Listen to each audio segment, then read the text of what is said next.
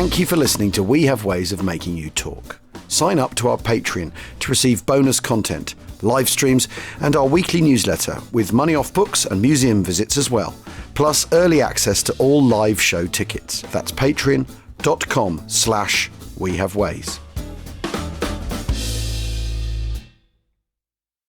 This episode is brought to you by Google Gemini. With the Gemini app, you can talk live and have a real-time conversation with an AI assistant. It's great for all kinds of things, like if you want to practice for an upcoming interview, ask for advice on things to do in a new city, or brainstorm creative ideas. And by the way, this script was actually read by Gemini. Download the Gemini app for iOS and Android today. Must be 18 plus to use Gemini Live. This episode is brought to you by AWS. Amazon Q Business is the generative AI assistant that can securely understand your business data, summarize results, and streamline tasks. Learn what Amazon Q Business can do for you at aws.com/learn more. This episode is brought to you by Shopify. Upgrade your business with Shopify, home of the #1 checkout on the planet. Shop Pay boosts conversions up to 50%, meaning fewer carts going abandoned and more sales going cha-ching. So if you're into growing your business, get a commerce platform that's ready to sell wherever your customers are. Visit shopify.com to upgrade your selling today.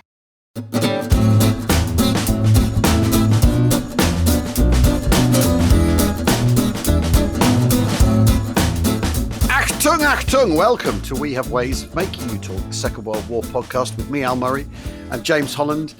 And here we are, Jim, at the end of 2024. 80 years on. 80 years on from 1944, which this time last year we'd spent the whole year going, no one talks about 1943 enough because it's overshadowed by the epic events of 1944. And let's be honest now, this has been a year of epic stuff. I know. I just don't know where the year has gone, to be honest. It's there's that problem, by. Obviously, yeah. And also, I mean, I just seem to have sort of spent so much time careering around, following in the footsteps of all these people of 80 years ago. Yeah. It's just been absolutely incredible. I mean, 1944 was a big year. You know, you can bang the drum for 43, but it doesn't matter which way you cut it. 44 is bigger. It just is. Well, let's look at it this way. Like, so at the start of the year, I remember we went to HMS Belfast in January to film a little thing for We Have Ways Fest 4. And we shot on there in the horizontal freezing drizzle, stood on the deck and on the bridge and filmed there. And we were looking ahead to the year, and we'd just done the series about the sinking of the Scharnhorst. And we were very much looking ahead to Big Week was going to be the thing we were going to tackle first. Yes. Oh, yes, because of course that was Masters of the Air, wasn't it? Exactly, because Masters of the Air was just coming up, which, you know, it seems peculiar that's been and gone. I mean, in any other year, that would be a huge event, but with everything we've fitted in. Only then did we go on to Burma. Only then did we go on to Burma. Secondary theatre. Yeah, not if you're there. Not if you're there, it ain't. Not if you're there, definitely not. Oh, my goodness me. And then we've worked our way through all sorts of stuff. I was writing Casino. I didn't finish that till March. Yeah, exactly. I was wrestling Arnhem to the ground. In those terms, I mean, it seems quite strange to look back and think how much of that there was to do at the time. But I mean, let's talk about Masters of the Air first, because that was the sort of first big sort of cultural thing of the year, certainly, rather than the big series we're doing. Who did I end up talking to someone about this the other day? They said, have you seen that thing about the US Air Force? Yes. Yes, I have. Thanks very much. Yeah, Ron, I might give it another airing, to be honest. I remember third and fifth episodes I thought were particularly good. Yeah. You know, those are those key moments in the summer and fall of 1943. Yeah. You know, so it was the Schweinfurt-Regensburg raid, wasn't it? And then it was the October week where they had sort of culminated on Black Thursday. And those two scenes were really good. And I remember thinking that first one where they go over maybe it's even in the very first episode, they do their first run and they go over and they get all that flak over the Dutch coast. Yeah. And I thought, you will not see a better depiction of this ever, because this is the only way you can show it now. That was the boast, wasn't it, that we were getting? And when John Orloff came to talk on it, he's going to see things the human eye hasn't beheld since 43, 44, 45. And we're kind of I'm sort of thinking, really? Okay. But it was pretty good. It was pretty much bang on, wasn't it? Obviously, I mean, one wonders what's happened to all the costumes. Which particular ether they've disappeared into, or is there a warehouse? They get bought out they get sold back to the people that supply them, to be honest. Yeah, they then sell them on as sort of, you know, as seen on TV. I mean, there must be, 500 of everything because they did go for the massive scenes with tons of extras. Well, I remember John Orloff saying there was this one big hall where it was just absolutely stuffed full of uniforms. I mean, every uniform you could possibly think of. That was the first couple of months of the year, wasn't it? We came into the new year having done the Scharnhorst. We did our Big Week series, which coincided with the Masters of the Air. And then Burma, of course. Now, the other thing we've shifted to very much this year is the big series, isn't it? It's been the big, long series, in-depth stuff. I've got to say, I've absolutely loved doing those. Well, I've really enjoyed it too. I've really enjoyed it. And I've also enjoyed the quirky ones as well. I mean, not least the one we've just done, the duel. I mean, I thought this is absolutely fascinating. Amazing. And also different from what we normally do. So, just so bonkers all that, wasn't it? Do you know what I was thinking? I was thinking if that is a tailor-made movie for Guy Ritchie, isn't it? Because you could have comedic moments in it. Well, yeah, of course you've got. Maybe you make the hero of it, the Jewish forger. The guy. No. You just have, it's Carlton Britton and Wolf. It's like two badass Nazis just trying to outdo each other. All right, okay. There's your funding problem. Yeah, Nazis can't be the heroes of films, James. Yeah, exactly. They can be anti-heroes. Of course you can. There's anti-heroes in stories and tales all the way back to Herodotus. What are you talking about? What is Tommy Shelby if he's not an anti-hero? Well, yeah, but, someone needs to drive off into the sunset. They're Nazis. Carl Wolf. Different category. No, someone else. Someone else, Jim. Someone else. Yeah, I mean, Tommy Shelby isn't a Nazi. The core point. Yeah, but he's a mass murderer. Well, yes, I suppose so. Same coin, different sides. There is this thing, though, isn't there? That there has been, along with Masters of the Air and SAS Rogue Heroes, there's been a lot of actually mainstream Second World War telly this year, isn't there? Which I find very interesting because obviously, and those are two very different approaches to it, isn't it? One's basically, how do you do the American war effort again in the Band of Brothers kind of framing, within that legacy, within that TV heritage? So little wonder that it was John that did it. And then like the SAS Rogue Heroes, it's a very modern British telly way of looking at it. It's like, how do we get some ruffians on the TV? Yeah, very pumped for season 2, I've got to say. Yeah, I can't wait. Yeah. And, how do we get ruffians on the telly? How do we get them to have adventures? The Second World War is kind of incidental to it. Yes. It's kit and bangs and explosions. And lads having a fine old time brassing stuff up and getting one over the Nazis. Well, exactly. The occasional wrestle with a demon or two. But let's not overplay it. Yeah, let's not get upset about it. All that...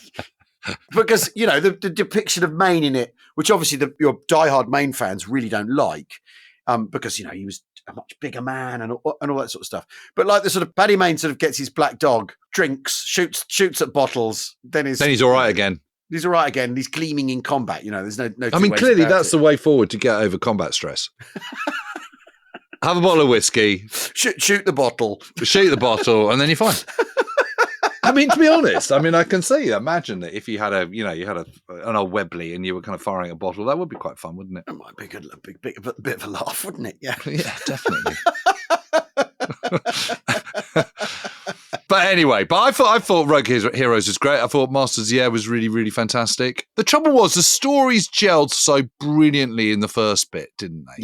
Yeah. And that is the problem where you're trying to squeeze real events into a kind of, a Hollywood narrative. It's kind of tough to do because real events don't play ball. That's the issue. No, they refuse to, don't they? And then, of course, we had our own adventures filming stuff, which has been very, very interesting doing Walking the Ground and finding our way through that. And to go to Normandy several times this year as well has been really, really brilliant. And I'm going to say also, it's been fantastic to go there with you because we've talked about this stuff to actually get up to the top of WN60 and look out over the whole stretch of Omaha Beach there with you. That was a fantastic moment. And beers in Arromanche and all the rest of it. And... But also to go up to Breville Ridge, to look down from, where Rommel's going, right, it's going to happen here.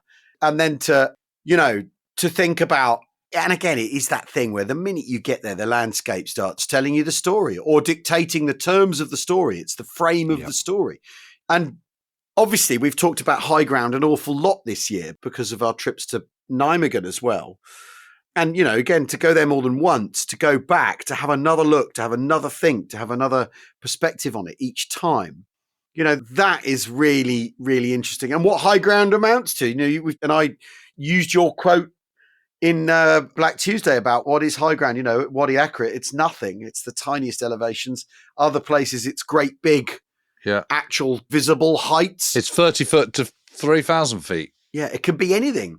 And when we were stood on the reverse slope of Grossbeck Heights, looking across to the Reichsfeld, and you see the Reichsfeld in the distance, and that open space that's a drop zone, and the tangle that Jim Gavin finds himself in, having to defend his second lift, a rival point, having to defend Browning's headquarters, and the Reichsfeld there lurking in the distance, saying, "Hello, I'm Germany. There could be anything in here." Yeah. Shit's getting real because we're not invading France anymore. We're not threatening to take Belgium off the Third Reich.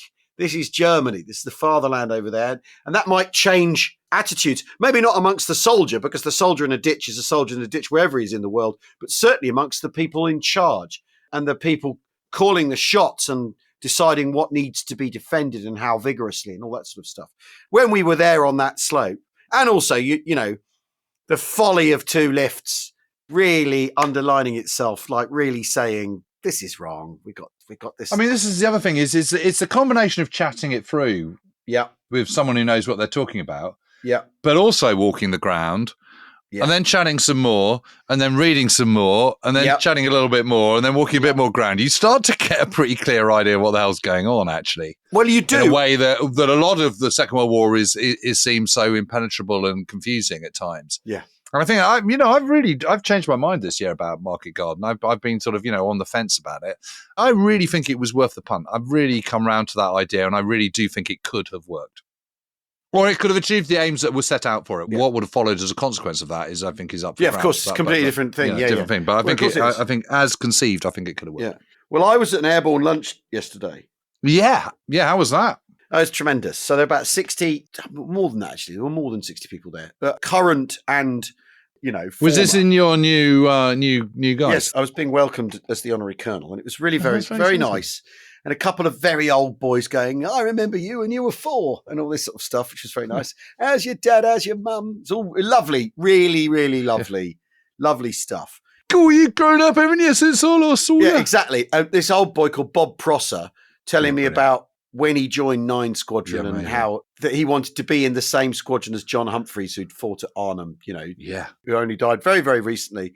And then, a lot of discussion about how Eric Mackay's account of what happens in the school. Oh, yeah. Because he gets in first.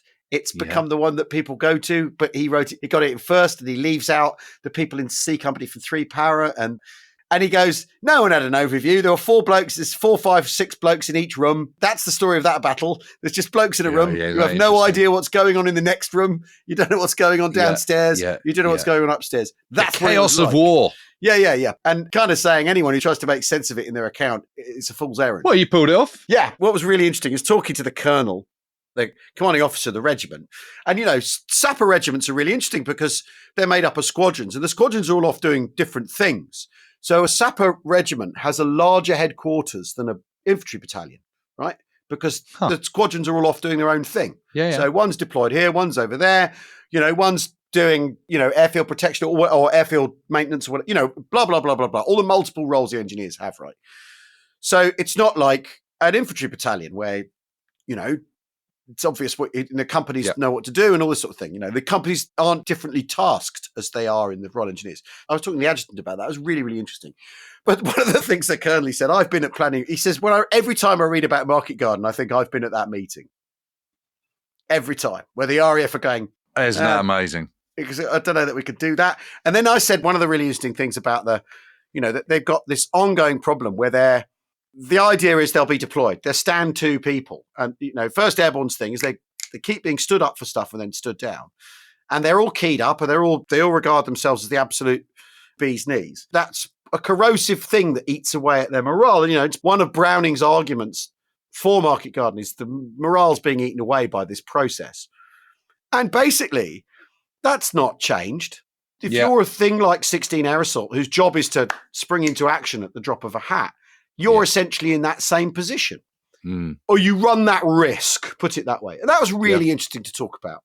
And then the really, really fascinating was the thing when I said, one of the interesting things in the Market Garden orders is that they do say, see Operation Linnet, see Operation Comet, say manifest and all that, and that becomes an impacting problem, and then a thing that's right for one thing 6 weeks ago isn't right for now, but they haven't got time. And that caused a raised eyebrow, not a comment, but a raised eyebrow that was an ongoing issue. It was fascinating. And they're all really tremendous bunch of people. Fantastic. Where was it? It was in a hotel in town. So there's a new Gurkha squadron has come in, airborne Gurkha squadron has come into the regiment, which is really, really cool. That's very cool. So now that you're an honorary colonel, how many kind of events do you have to do? Yeah, I can go to what I want, show up. I've got to show up, but it's showing up, saying hello. I can go on exercises if I want. Are you going to? Yeah. You're going to go on exercise? Yeah. I'm going to turn up on a couple. I want to sit in a Land Rover in the middle of the night, freezing cold, drinking coffee out of a thermos as much as anyone else. But I can show up, and there are family days and stuff, which I think is really important. And then it's commemoration and all sorts of bits and pieces along the way to go to, which would be good fun. And one or two people asking after my, as well as the old boys, one of the two, this sort of, oh, your dad's a legend and all that, which was very nice to hear. Oh, well, we all know that. Well, yeah, but, nice to hear it from independent sources, Well, that's very exciting. So that's another thing that's an achievement of the year. We'll take a very quick break and then we'll carry on with our review of the year. I think that's what we're calling it. Yeah, definitely. 'Tis the season to share the joy with the Instax Mini 40 Instant Camera. With a classic design, you can capture each and every festive moment and print them out on the spot. Make this holiday season unforgettable and gift the Instax Mini 40 Instant Camera. Don't just take, give. Visit instaxus.com to shop. Guys, if you're looking for style, comfort, and versatility, check out the latest collections from Versed. Whether you're hitting the gym or tackling your daily routine, Verst's wide selection of menswear blends proven performance with a functional and classical look. Their new fleece collections are designed with premium fabrics, the perfect layered style that keeps you feeling good and looking even better. Explore the latest from Verst for next-level comfort and elevated style. Available only at Dick's Sporting Goods. Shop now at dicks.com/Verst. This episode is brought to you by Amazon. The holidays are here, and you know what that means? It's time to get your friends and family the gifts they deserve. Take the stress out of shopping with Amazon's great deals and low prices on a huge range of items from toys to tech and much more. Whoever you're gifting for, Amazon has great prices on everything you need this holiday season. Shop last-minute deals now.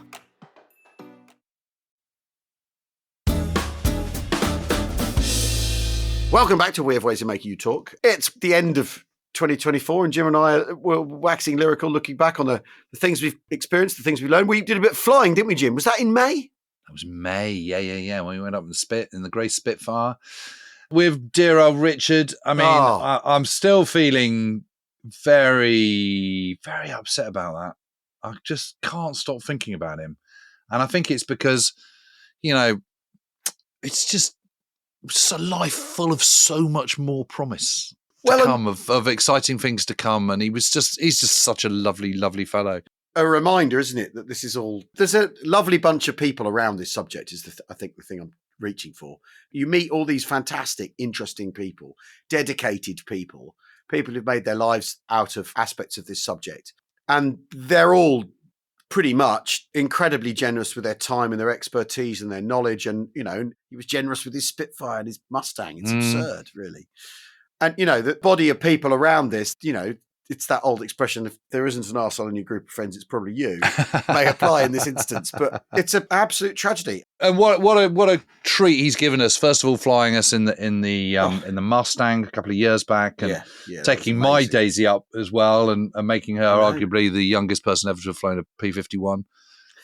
Age 14, I think she was, or 13 Incredible. At the time. And then going up and flying that Spitfire. And I remember just flying around this huge, great, fluffy bank of white cumulus nimbus and just thinking, this just doesn't get better. I mean, one day we can tell the full story of that flight, but one day we shall. It was an amazing day in so many ways. It was the May Day bank holiday, that? Yeah, it was. Yeah, it was that Monday, wasn't it? 6th of May, something like that. Yeah. And then actually, so I went, you were on tour and you couldn't come, but I then went and did that air show, which, apart from the fact that Richard was so poorly, was an amazing, amazing occasion. I mean, just some of the planes he'd got assembled spoke volumes about him, but it was incredible to see them. And my love affair with the P-38 Lightning continued that day. It was very, very sexy. we owe Richard and Sophie Wright, his sidekick there at A-Lease, owe them a huge debt because they also brought the planes to We Have Ways Fest. Yeah, they did, yeah. Which was extremely kind of them, hugely appreciated. How lucky are we? We get to talk about this stuff. We get to find out all sorts of exciting things. We get to meet lots of really, really interesting people. And, occasionally we even get to kind of play with some of these things. And, they might have been designed as weapons of war, but now they can just be enjoyed for the magnificence of the engineering and the sound they make and what they represent and the shape of the wings or the shape of the turret. I mean, no, what was that? The other highlight was when we went and got inside that crocodile, wasn't it? Incredible.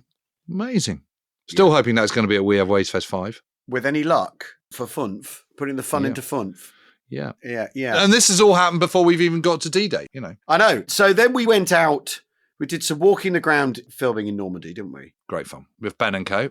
Yeah. And then we were in Normandy for D-Day. And that was a really fantastic trip. Really, really great fun.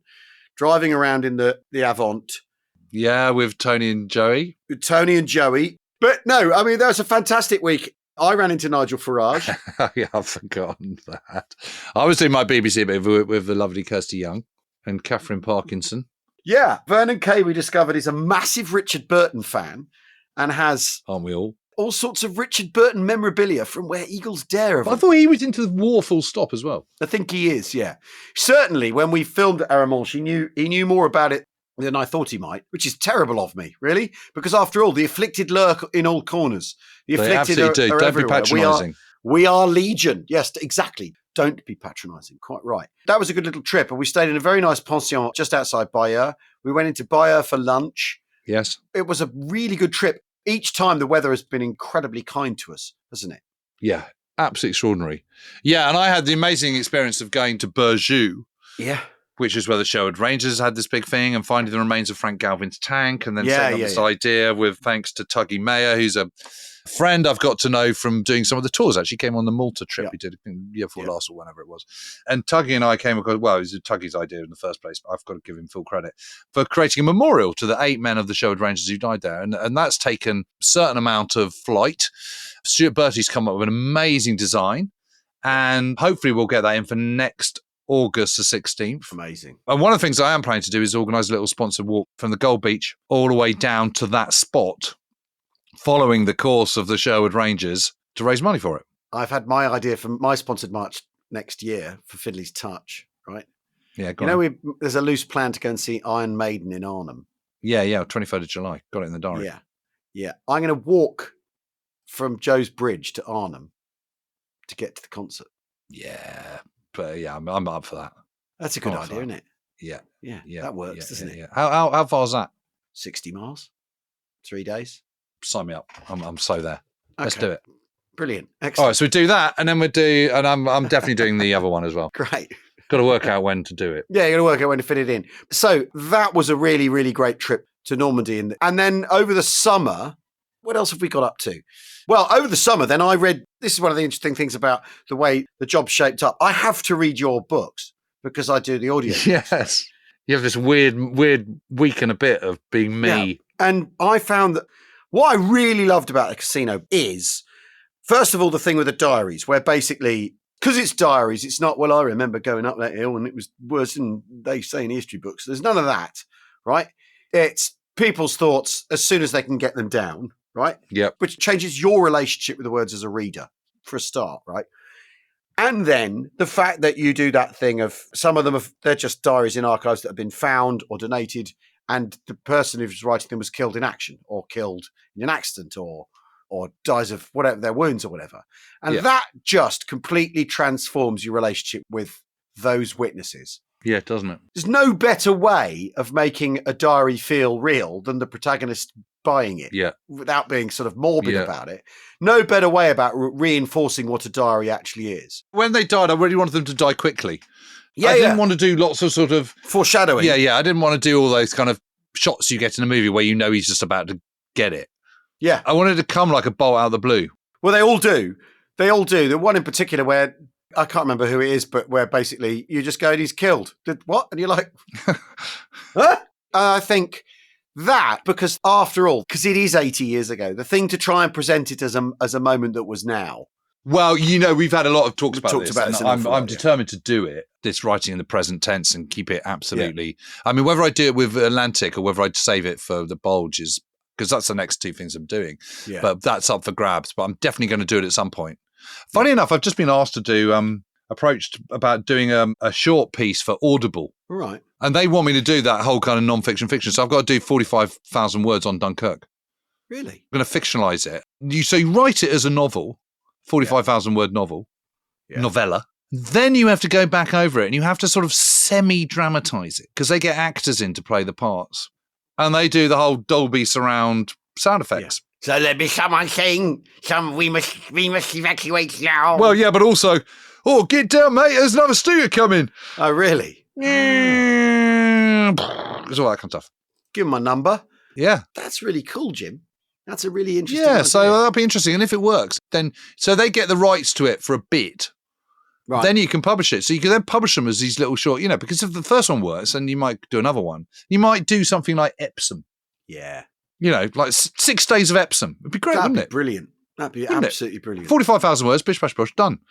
I mean, I've known for overwriting a little bit, and this would be a very good discipline. Anyway, so that's all for 2025, and that'd be exciting. Yeah, that is very cool. Anyway, thank you. I'm totally grateful for you for reading it, and reading all of them. I mean, my audiobooks, I've got to say, the sales have gone up enormously since you started doing them. I'll pass that on to my representatives. I mean, the thing I do really like about it as a thing to have to do is you have to read the book, right? There's none of that thing of, you leave it by your bed and you come back to it 3 weeks later. You have to read the damn book from start to finish. Yeah, and you can't just skim a bit. No, you can't. First of all, before we get on to the next project, how did you find reading your own book? Horrible. Did you? Yeah, absolutely horrible. Didn't you occasionally think, that's actually all right, that bit? Well, no, but those moments are crowded out by the bits where you think, oh, Jesus Christ, what idiot wrote this? The bits where which I think are the hardest to write, are essentially the bit where you're saying, okay, here's this unit, that unit, that unit. They're at this location. This is the reason why. It's absolutely nightmare. It's so difficult. The exposition before you get into the drama, I find really, really difficult. It's the worst bit. Because you've got to explain so much, because otherwise people are not going to know what's going on, but you don't want to bore people to death. It's such a hard balance. How do you make it interesting? How do you make it gleam? It's very, very difficult. Really difficult. And sometimes you want to go, the men at the bridge were, or wherever, the men had arrived at the crossroads, they were exhausted. And your editor's going to go, which men, what crossroads? And you're like, I'm going to get to that. But we need some crumbs here to draw the reader in somehow. Oh my God, I've been trying to follow the course of this 17-year-old guy from the battle from Zelo Heights to all the way across Berlin and beyond. Yeah. Oh my God, trying to piece that together. Difficult? Oh, really, really difficult. Because that's a really good bit. But also, where the hell is he? And then you guys out come the Google Maps and you're trying to work out where he is. Okay. Because some things you're reading his account and you think that just makes no sense at all. So then you've got to try and work out what it is he's saying. Yep. What does he really mean? What does he really mean? Unbelievable account, though. I mean, really? Whoa. Yeah. Go on. Well, where did you find it, first of all? Well, I read it years ago. I think it's called Berlin Soldier by Helmut Altner, and it's based on his diary. Right. He ended up being a very well-respected journalist post-war, but at the time he was 17, he was recruited at the end of March, gets sent off to flipping Zelo Heights. And he's part of the Ninth Army that gets sort of... Right. Most of the Ninth Army gets completely surrounded and annihilated, but he's one of the few that sort of gets back. And they end up having this huge fight around Spandau in the Olympic Stadium. At the beginning of May. Then they're told they've got to break out on the 2nd of May. So like, okay, it's ridiculous. They get told things like, no, all we got to do is you just got to get through the Doberitz training area and then we'll meet up with Venk's army and then they'll counterattack. It'll all be fine. They'll see off the Russians and then you can have a kind of rest for 3 weeks. Yeah. Everyone goes, yeah, okay, great. Let's do it then. Yeah, and you just, every part of that is just total bullshit and total nonsense. Yeah. I met a guy 20 years ago at the Olympic Stadium when we were filming there. We met this old boy walking his dog. And we were talking about, because they murdered a load of people, dumped a load of bodies by the Olympic Stadium in one of the sort of parks next to the Olympic Stadium. And this old boy walking his dog come by and he goes, what are you doing here? So we were filming about the last year of the war, the end of the war. And he goes, oh, yeah, I remember. I remember. And you're like, oh, God, this is too good to be true. He says, yeah, obviously the Russians were in Berlin. So I thought, well, we've probably lost the war. And then a jet flew by, ME-262, flew overhead, like a low, like that. And I thought, oh, the Wunderwaffen have arrived. We're going to be all right. Can you believe it? That's amazing, isn't it? Isn't it? And you think, this is what people were thinking. Well, I've also been thinking about crazy. Just how the insanity of it goes right up to the top. So Keitel and Dönitz. So Dönitz takes over. Yeah. When he tops himself and he goes, our number one thing, the reason for not, obviously we realised we had to bring the war to a conclusion straight away, but also what we were really concerned about was the 3 million German troops that, we had to get them away from the Russians. Mate, you can't do that, okay? Yeah. Okay, there's one bridge over the Elbe. It's destroyed. Yeah. Only about 15 people can go over it at any one time through the ruins of this bridge going Tangamunda. Yeah. Okay. Yeah. You're not going to get 3 million people over that. No. Stop the war. Because the longer it continues, the more people are going to die. Yeah. And you kind of think, what the heck are they thinking? Yeah. How can they be so deluded that they think at this stage of the war they're going to be able to get 3 million people across the River Elbe? But it's always been deluded, and it's one of those things where... It's always been deluded. This is literally what I've just wrote before we came on air. Yeah. The whole thing has always been deluded, and the delusions continue even when, reality couldn't be biting any harder. It's very, very... it's like Himmler trying to negotiate with world Jewry at the end of the war. That's just unbelievable. But anyway, so just to get back to it, so we had an amazing time in Arnhem, 2 trips over there. Incredible time. Then we had that incredible trip to Guernsey. My goodness. Again, we talk about delusional. You look at some of that, the underground hospital. Why make it underground? Well, what's wrong with wooden huts on the top? Well, there's some thought that originally it was just going to be an ammunition dump or a hardened headquarters or something, and then they switch it to being a hospital. But still, I repeat, why? I couldn't agree with you more. I mean, the whole thing completely bananas. And then, of course, the festival was in July. I mean, this is one of the things is we need to. It keeps. Yes, our chronological tour of the year is not really working. Let's scroll back to July because July was absolutely amazing. The festival was absolutely amazing. So much fun. So much fun. Every aspect of it, like sort of bigger and plumper. But for me, I know that people who've been since the beginning, the thing they're concerned about is the vibe retaining. For me, the vibe does feel exactly the same. There's still the business of. I absolutely love the fact that we're meeting the listeners. I love the fact walking from one side of the site to the other means you shake hands, you take photos, you rudely ask for selfies as I asked the assistants. I love the fact that everyone who's there is just so happy to be there. Yeah. There is a sort of collective joyousness to be there as we commemorate the slaughter and mayhem of the Second World War. But that paradox, I think, is easily squared because what we're interested in is the incredible drama of the Second World War. We want to know more because it is so fascinating. And we enjoy each other's company in our shared interest in that fascination. And that's absolutely fine. Yeah. And I found that all the sort of, also the kind of entertainment end of it all was really, really tremendous fun. Well, the review was good fun to do, wasn't it? It was really good fun to do. And, now we've done one, we have a feeling we might do another and what we might put in it, what worked and what didn't work. Well, we got some great people already lined up for next year.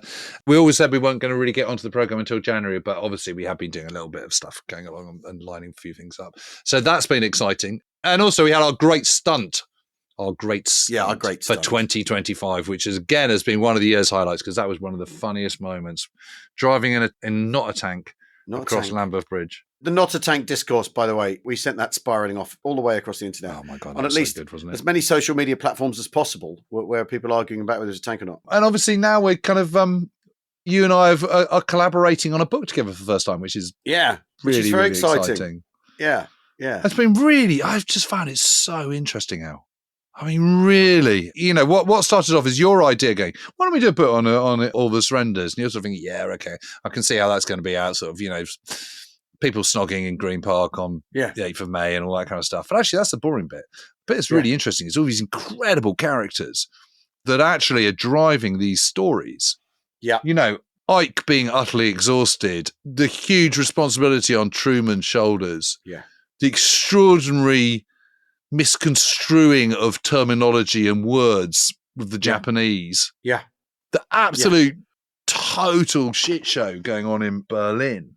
He's just amazing. It's amazing. And what you've got is people, because I think it's really interesting. I think it's a much richer, deeper, more profound, thought-provoking and frankly interesting book than I had thought it was going to be. Yeah. I'm pretty proud of it, actually. I think it's going to be great. I'm really enjoying, Bill has just sent over the edit of my chapter about VE Day, which I've, looked at kind of really from what does Churchill do? What's he saying? Yeah, it was great. I really enjoyed that. Rhetoric is so important as the sort of part of the Churchill story. So what's his rhetoric on VE Day? What's he actually saying? And I think that's really, really interesting. So he starts, when he does broadcasts, he says this is an imperial and allied effort, our noble allies, blah, blah, blah, blah. But then when he's with the crowds, he's going, we were alone and were we downhearted and all that. And that is just, it's fascinating watching him. But also it's kind of his last hurrah, isn't it? Looking at through your prism, because you are, after all, part of the time an entertainer. Yeah. And you go on stage and you read your audience, and he's doing exactly the same thing. So you must be able to recognise that in him. Yeah, completely. Yeah.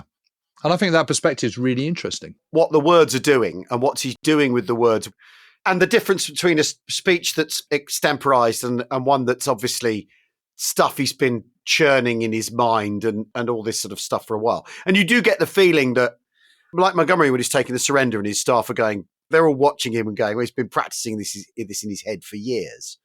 That Churchill obviously has got a lot, even though they are being driven crazy by the Soviets.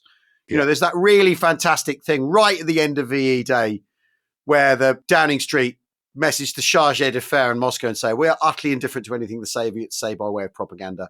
No one here believes a single word. That's on the evening of VE Day. They're saying that in London to Moscow. Isn't that amazing? Yeah. Because I think what happens is I think Roosevelt is too quick to go along with and be impressed by Uncle Joe at Stalin at Yalta, comes back, realizes what a mistake he's made. Yeah. In his misjudgment, says, I'm never going to trust him again. That is the moment. It's like March 1945, where suddenly it's kind of, these guys are our potential next enemies. Yeah. That is very much the weight that's on the shoulders of Truman. But then at the same time, because there is, at Rams, you've got Yodel going, that it's going to be America versus the Russians now. He's saying that to the British. He says it to Strong. He says, you know that, don't you? And Yodel's right, but he's wrong at how he's arrived at that conclusion. But it's one of those things where he happens to be right. It's sheer luck.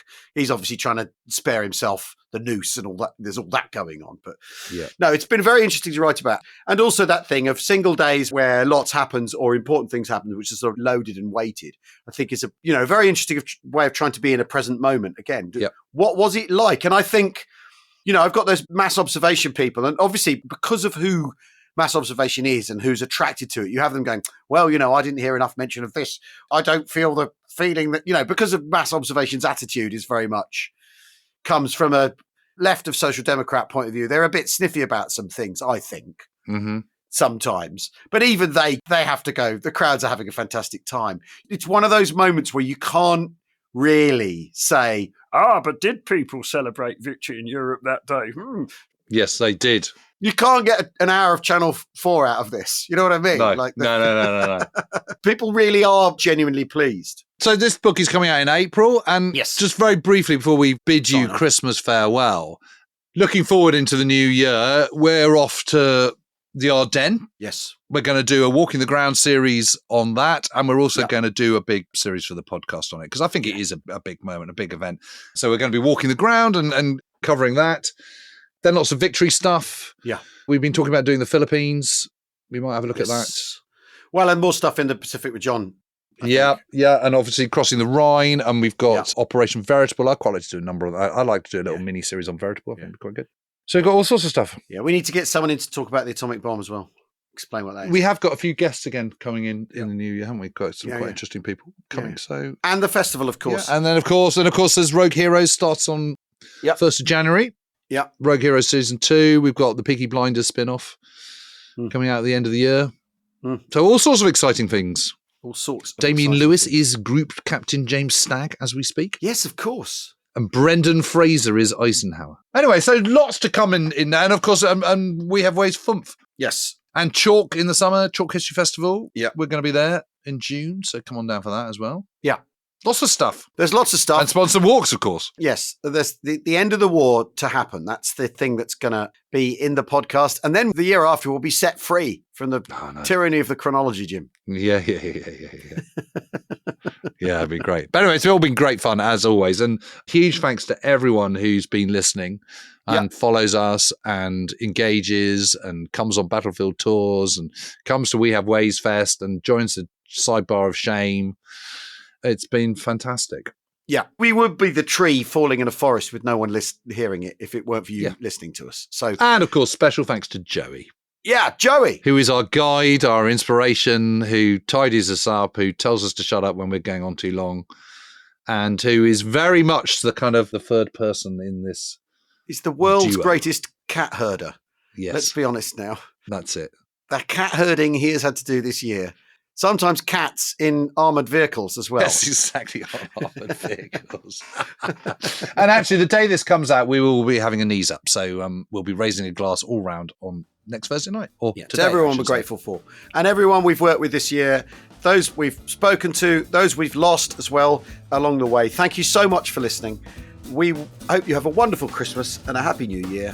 Please take your glasses back to the bar. That's what I usually say at the end of a show. Yeah. Cheerio. Cheerio.